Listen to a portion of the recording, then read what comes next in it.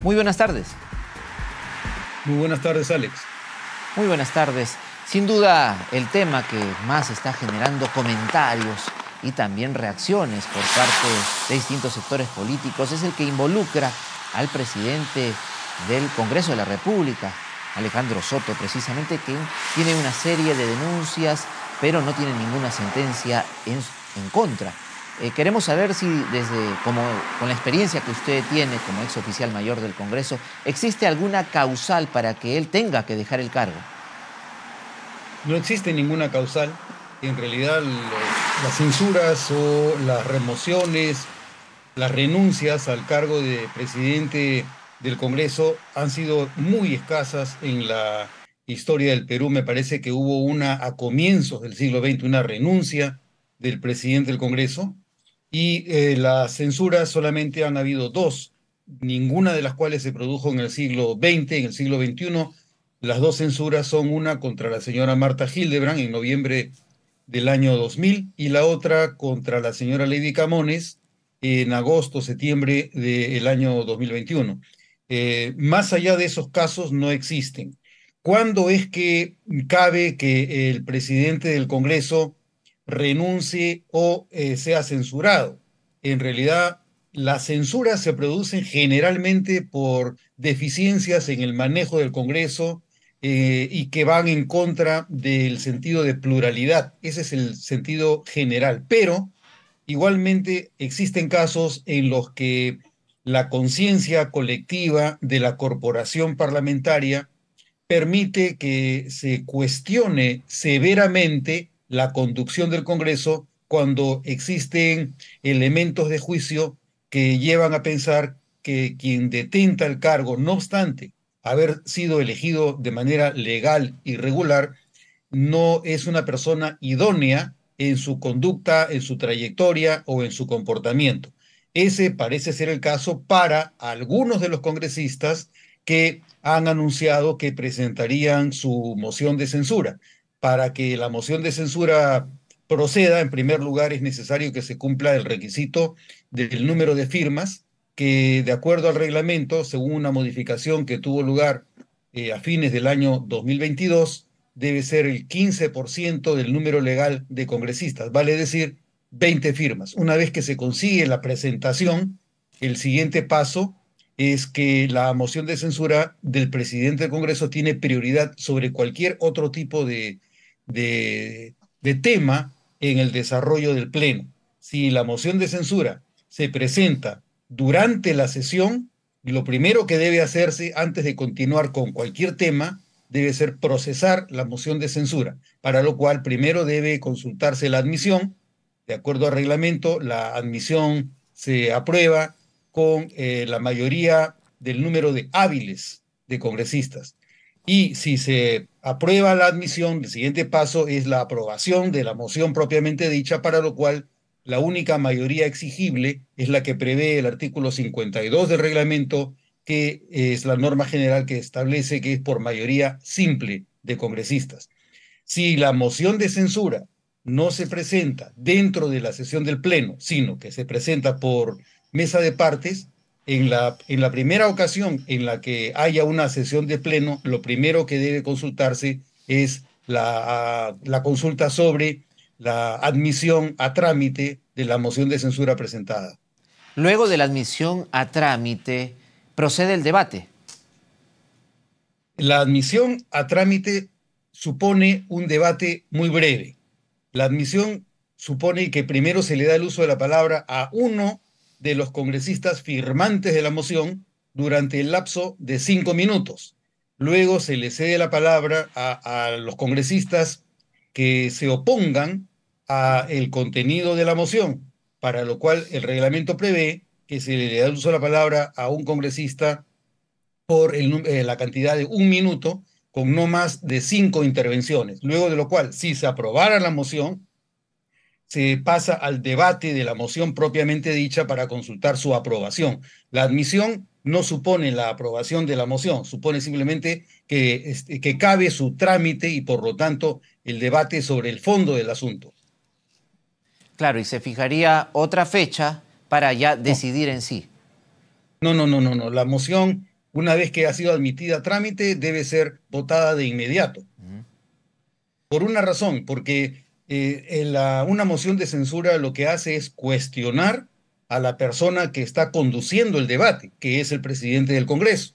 Entonces, tú no puedes continuar con el debate con un presidente cuya idoneidad ha quedado cuestionada. Por eso es que debe resolverse de manera sumaria e inmediata, de acuerdo al número de votos que exige el reglamento para la aprobación. Que en este caso es la mitad más uno, No, no, no, no, no, es mayoría simple. mayoría La simple. mayoría simple se pone por la diferencia de un voto. Si las opciones de voto son a Ah, favor, en solo. contra y abstención, tendría que haber una diferencia de un voto respecto de las otras dos opciones.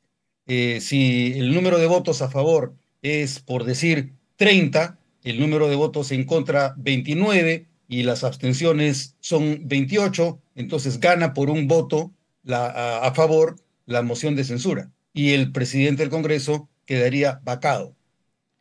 Efectivamente. Y bien, bueno, se había anunciado ya hace varios días que se estaría presentando esta moción de censura. Hasta el momento no se ha hecho, aparentemente no se estarían por completar estas firmas. Bueno, ese es el requisito que establece el reglamento. Antes de la reforma del reglamento del año 2022, bastaba con que un congresista presentara una moción de censura y tenía que tramitarse. Pero de acuerdo a la modificación establecida a fines del año 2022, se ha fijado una mayoría calificada para la presentación, como es que la moción se presente con el 15% del número legal de congresistas. Ok, y la otra opción ya sería que el mismo presidente del Congreso renuncie, pero él no está dispuesto a hacerlo. Ya lo ha señalado a través de los medios de comunicación.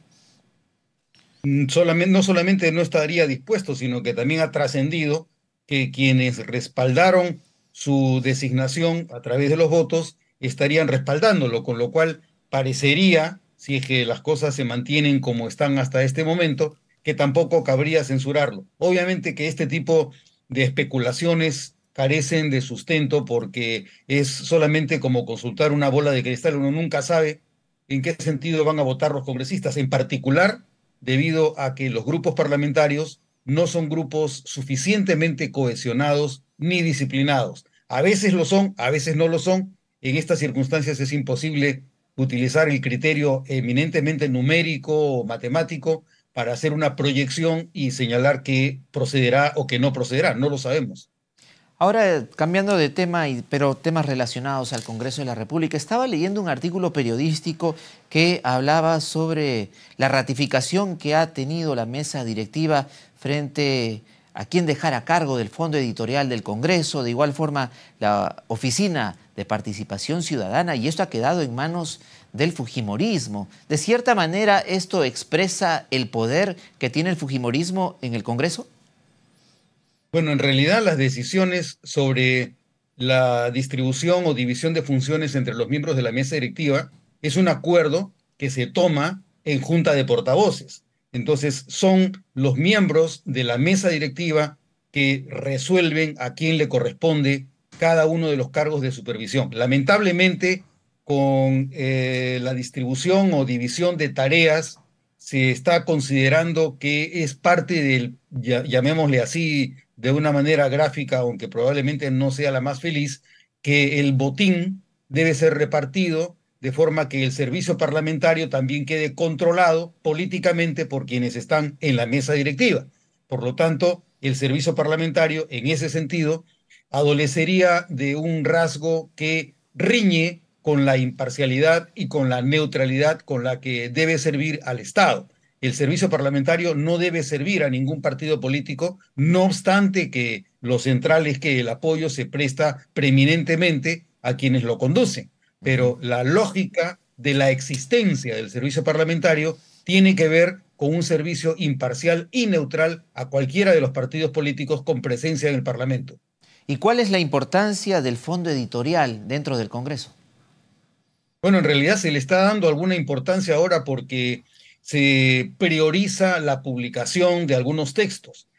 Aparentemente, si el congresista a cargo del fondo editorial tiene la inclinación de favorecer alguna publicación que levante, que mejore la imagen del partido al cual él pertenece. Se favorecerá la publicación de libros cuyos autores estén relacionados con el partido al que pertenece quien está a cargo del fondo editorial. Particularmente yo tengo que señalar de manera totalmente transparente que existe un pedido para que se publique la segunda edición de mi libro Introducción al Estudio del Parlamento Peruano, pero ese tema debe ser primero priorizado por el congresista a cargo del fondo editorial y luego debe financiarse la publicación del libro si es que la mesa directiva estima conveniente que esta segunda edición salga a luz. Como digo, esto me pone a mí en una condición de escasa imparcialidad respecto de los comentarios que pueda hacer, pero tengo que decirlo porque de alguna manera me afecta de manera personal. Claro, pero el fondo editorial entonces, por lo que explica usted, tiene un importante presupuesto destinado. Existe un presupuesto que se aprueba en el mes de noviembre de cada año. No es una cuestión que dependa de la mesa directiva. El presupuesto lo aprueba el Pleno del Congreso, antes lo aprueba el Consejo Directivo, previamente la mesa directiva, a propósito de la propuesta que Ok. se realiza dentro de la Dirección General de Administración. Y ya yendo al tema de la Oficina de Participación Ciudadana, ¿cuán importante es dentro del Congreso y porque también es manejada por el fujimorismo? Generalmente a la Oficina de Participación Ciudadana se le asigna a un congresista diferente a aquel que tiene a su cargo el fondo editorial. Las funciones básicamente se dividen en primer lugar, la asignación de los proyectos a una comisión. Esa es la función más importante desde el punto de vista político dentro de la mesa directiva. ¿Por qué? Porque el congresista a cargo de la asignación de las comisiones a las que se remiten los proyectos tiene la competencia y por lo tanto tiene el poder de seleccionar la comisión a la que deben ir todos los proyectos que se presentan.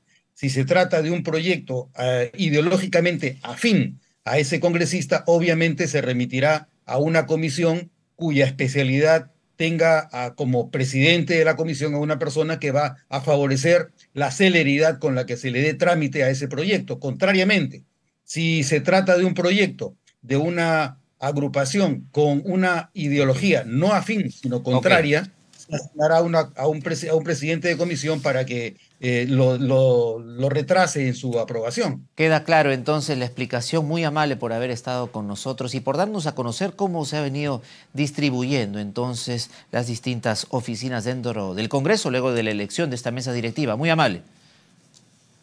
Por nada, Alex, buenas tardes, hasta luego. Bien.